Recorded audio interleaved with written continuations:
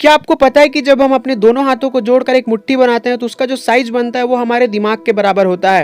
Hey guys, book सिरा में आप सभी का फिर से स्वागत है। आज हम एक ऐसी किताब की समरी करने जा रहे हैं जो कि ब्रेन के ऊपर बनी है और आज हम जानेंगे कि हमारा दिमाग काम कैसे करता है।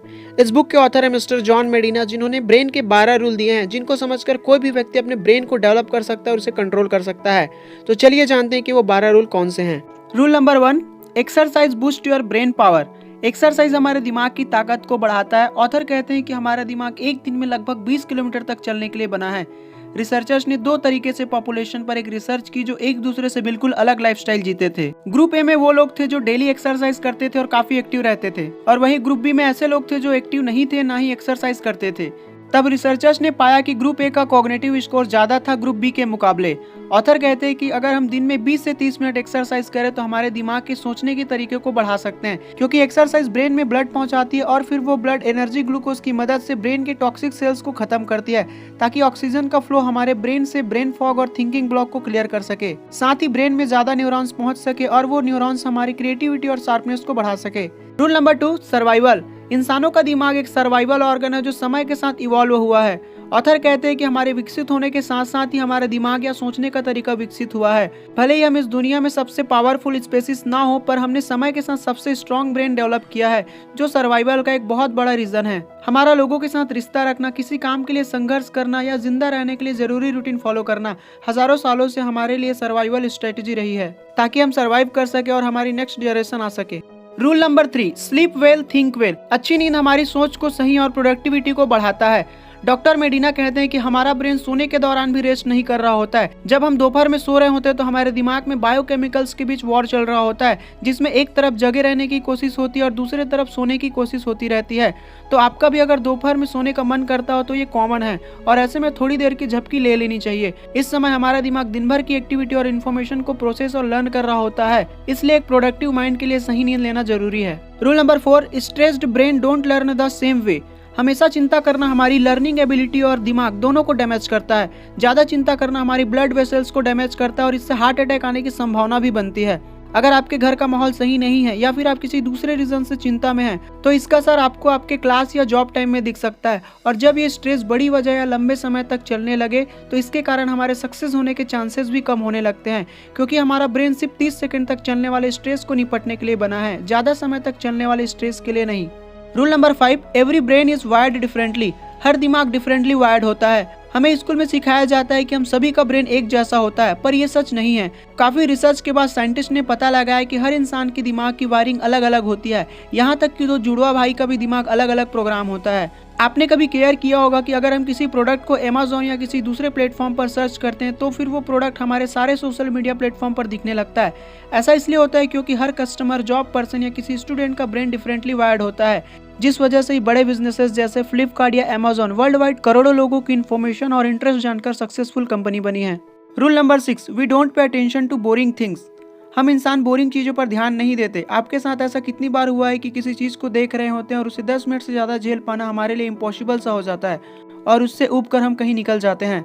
क्या आपने कभी सोचा है कि क्यों हम बोरिंग चीजों को इग्नोर करते हैं? ऐसा इसलिए होता है क्योंकि हमारा दिमाग बोरिंग बातों पर कभी भी ध्यान नहीं देता। हम उन्हीं चीजों को फोकस करते हैं जिसमें हमारा इंटरेस्ट होता है या जिसमें हमें मजा आता हो। यह इस बात से बिल्कुल फर्क नहीं पड़ता कि आप कौन हैं।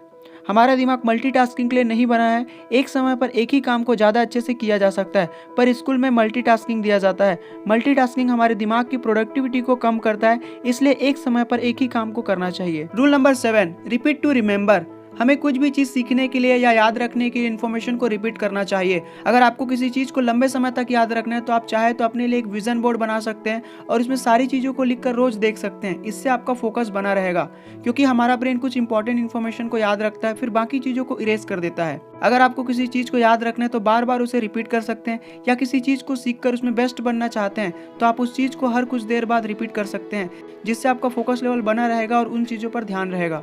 Rule number 8, our senses work together so it is important to stimulate them. हमारे सभी सेंसेस एक साथ काम करते हैं, तो हमें उन सभी का पूरी तरीके से यूज करना चाहिए। हमारे स्मेल करने की सेंसेस ही हमारी ऐसी यादों को ताज़ा करती है जो हमने पास्ट में एक्सपीरियंस किया हो या फिर उसके मजे लिए हो। जैसे अगर पॉपकॉर्न की स्मेल आए तो वो मूवी थिएटर की याद दिलाती है, या बारिश या किसी फूल की खुशबू आए तो नेचर की खूबसूरती या स्पेशल जगह की याद दिलाती है। इसी तरह अगर आपको किसी चीज़ को याद रखना है तो उसके साथ आप एक स्मेल को जोड़ सकते हैं, चाहे वो परफ्यूम का हो या कैंडल लाइट, और जब भी इसकी स्मेल आएगी आपके पास्ट में हुई घटना आपको याद आएगी।